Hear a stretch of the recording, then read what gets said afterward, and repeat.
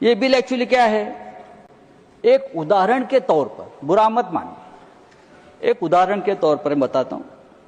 अमित शाह जी इस देश के गृह मंत्री हैं, दिन रात मेहनत करते हैं, देश के रक्षा के लिए समर्पित है।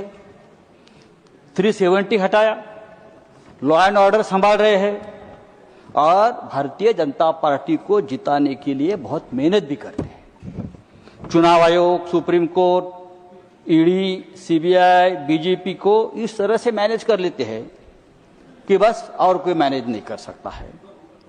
गृह मंत्रालय के माध्यम से पार्टियों को तोड़ देते हैं, अपनी सरकार लाते हैं। लेकिन अचानक पीएमओ से ऑर्डर आती है,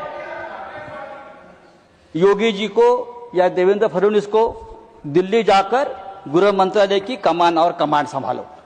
आप विषय पर, लेकिन अमित भाई अपना काम करते रहेंगे, उनको मत डिस्टर्ब करो। देख के बजाय इधर देख कर बोलिए। ये बिल ऐसा ही है, सीएपीएफ अपना काम करता रहेगा, लेकिन इस फोर्स की कमान होगी आईपीएस के पास।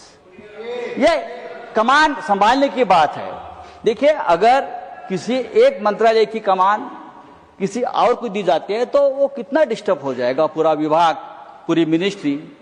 और यहाँ तो 5-5 फोर्सेस समय ने आपका साथ छोड़ दिया है। 5-5 फोर्सेस की कमान एक आईपीएस के कैडर के हाथ में आप दे रहे हो, और ये कमान के जो अधिकारी है, हाँ, उनको असिस्टेंट कमांड से डेप्यूटी कमांडेंट होने के लिए 15-15, 16-16 साल लगते हैं, और ये फोर्स का कोई डीजी नहीं बन पा रहा है। आप डीजी की पोस्ट बढ़ाइए, आप एडिशनल डीजी की पोस्ट बढ़ाइए। बहुत धन्यवाद। ये करिए, लेकिन फोर्स के ऊपर अन्याय मत करिए, क्योंकि यही फोर्स है जो ये संसद को, एयरपोर्ट्स, हम सबको हमारी सुरक्षा कर रहे हैं।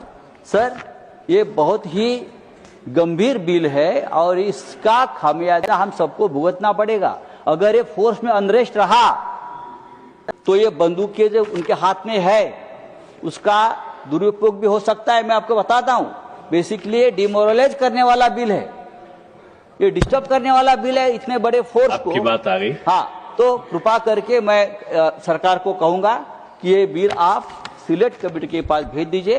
चर्चा बहुत हो चुकी है, उसका ऊपर पुनर्विचार होना चाहिए, क्योंकि ये बिल सामान्य बिल नहीं है, ये असामान्य बिल है।